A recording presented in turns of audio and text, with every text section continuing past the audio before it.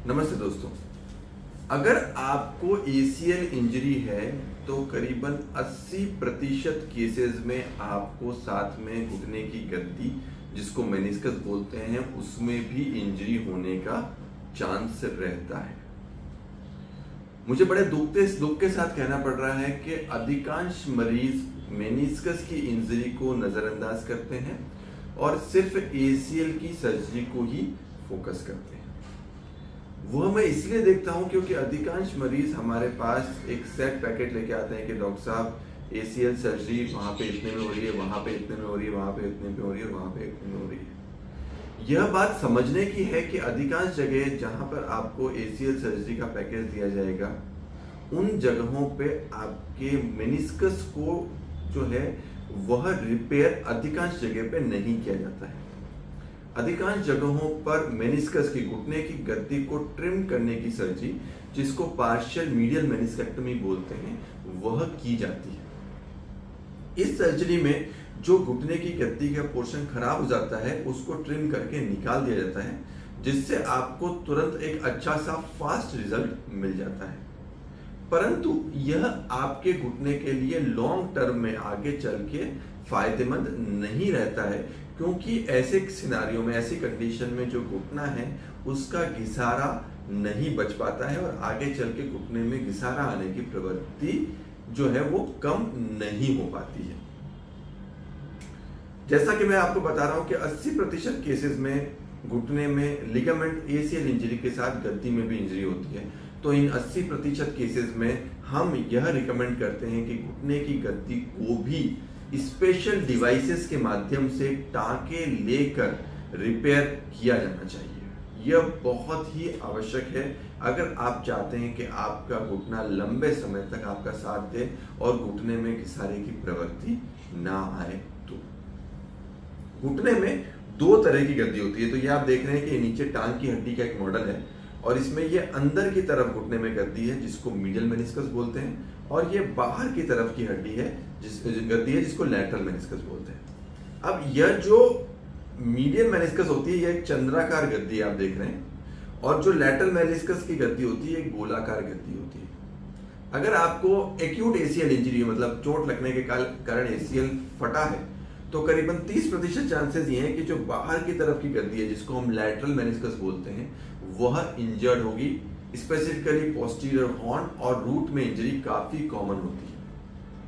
ऐसे सिनारियों में अगर सिर्फ एसीएल की सर्जरी कर दी जाए तो आपको लॉन्ग टर्म में उतने अच्छे रिजल्ट नहीं मिलेंगे।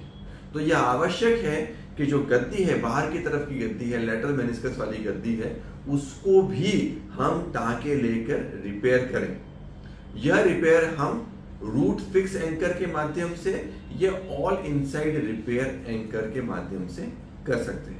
तो मैं आपको कुछ डिवाइसेस के बारे में बताना जा रहा हूं। यह डिवाइस जो है ये फाइबर स्टिच डिवाइस है, यह आर्थेक्स कंपनी का होता है और इससे हम लैटरल मेनिस्कस को रिपेयर कर सकते हैं। रिपेयर में हम दो पैसेज करते हैं। तो जैसे इस तरह का मेनिस्कस है तो हम एक बार ऐसे पास करेंगे, उसके बाद उसको निकाल देंगे, उसका जो ब्लॉक है वो पीछे डिप्लॉय हो जाएगा, फिर दूसरी बार पास करेंगे और दूसरी बार डिप्लॉय हो जाएगा, फिर हम धागे को खींच देंगे और वह गद्दी रिपेयर हो जाएगी।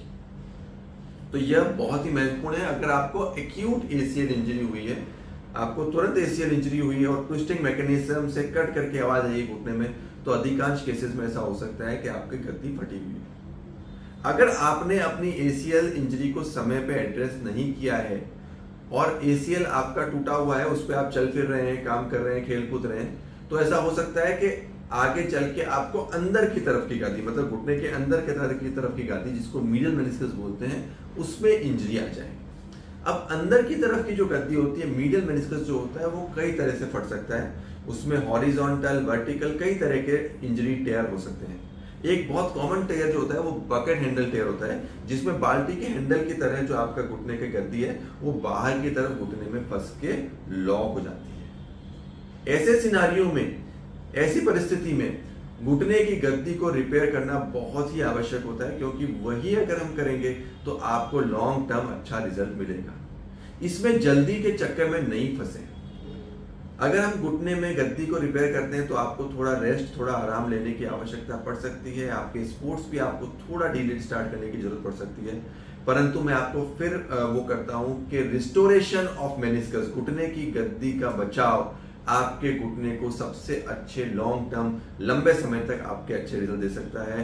तो आपका जो फर्स्ट प्रेफरेंस होना चाहिए, जो डॉक्टर से आप बात करें, जो अपने चिकित्सक से बात करें, उनसे जब डिस्कशन हो तो वो डिस्कशन जो है वो मेनिस्कस रिपेयर के आसपास घूमना चाहिए। मतलब घुटने की गद्दी जो है उसको हम बचाने की कोशिश करें, उसको हम प्रिजर्व करने की कोशिश करें, उसको अगर हम टाँके लेके रिपेयर करेंगे तो लॉन्ग टर्म में आपके रिजल्ट बेहतरीन होंगे।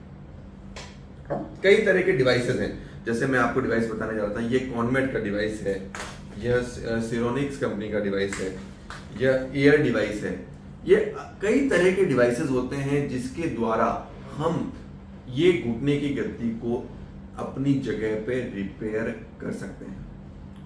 आपके लिए जानना महत्वपूर्ण है कि जब भी इस तरह की मेनिस्कस रिपेयर सर्जरी की जाती है तो डॉक्टर आपको पैकेज नहीं दे पाएंगे, एग्जैक्ट चार्जेस नहीं दे पाएंगे, क्योंकि ऐसा हो सकता है कि सर्जरी में कई बार हमको 2 डिवाइस यूज करना पड़े, कई बार हमको 4 डिवाइस यूज करना पड़े, कई बार हमको 8 डिवाइस यूज करना पड़े।